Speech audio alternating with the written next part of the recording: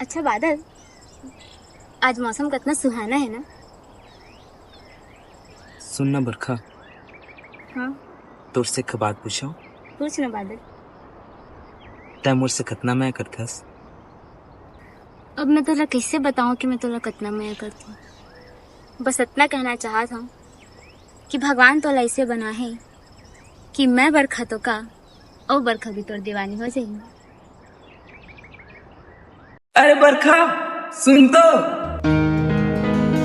हे हे हे हे ला ला ला ला ला ला ला।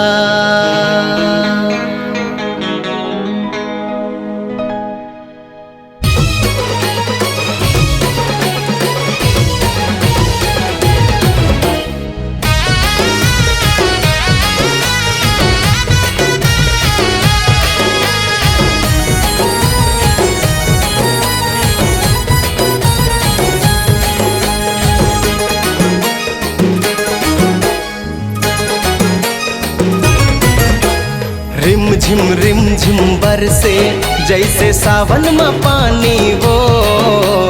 रिम झिम बरसे जैसे सावन में पानी वो। जैसे हवा में हूँ तोर दीवाना, वैसे बरखा हवा मोर दीवानी वो। जैसे हवा में हूँ तोर दीवाना, वैसे बरखा हवा मोर दीवानी वो। रिम झिम बरसे जैसे सावन में पानी गा। रिम झिम बरसे जैसे सावन में पानी गा। जैसे हवसता हूँ मोर दीवाना, वैसे बरखा हवा तोर दीवानी गा। जैसे हवसता हूँ मोर दीवाना, वैसे बरखा हवा तोर दीवानी गा।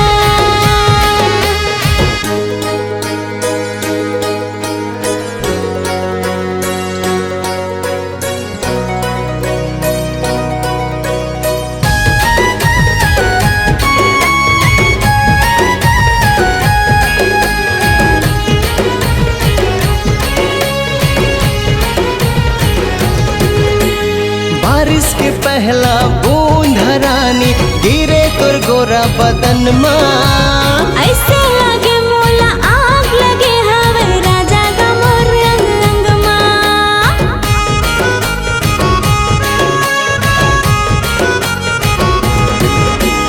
बारिश के पहला बूंद रानी गिरे तोर गोरा बदन माँ। ऐसे लगे मोला आग लगे हवे राजा का मोर रंग रंग माँ। नदिया के जैसे छलके रानी तोर जवानी वो। नदिया के जैसे छलके रानी तोर जवानी वो। जैसे हवा में हूँ तोर दीवाना, वैसे बरखा हवा मोर दीवानी वो। जैसे हवा में हूँ तोर दीवाना, वैसे बरखा हवा मोर दीवानी वो।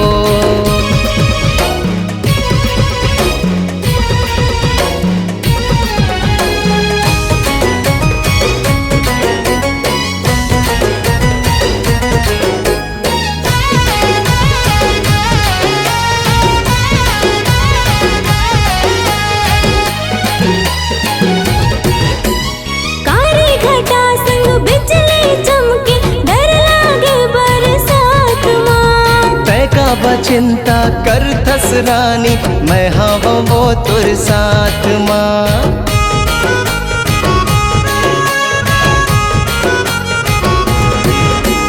कारी घटा संग बिजली चमके डर लागे बरसात माँ। तै का बचिंता कर थस रानी, मैं हवा वो तोर साथ माँ। तै मोर मजनू दीवाना।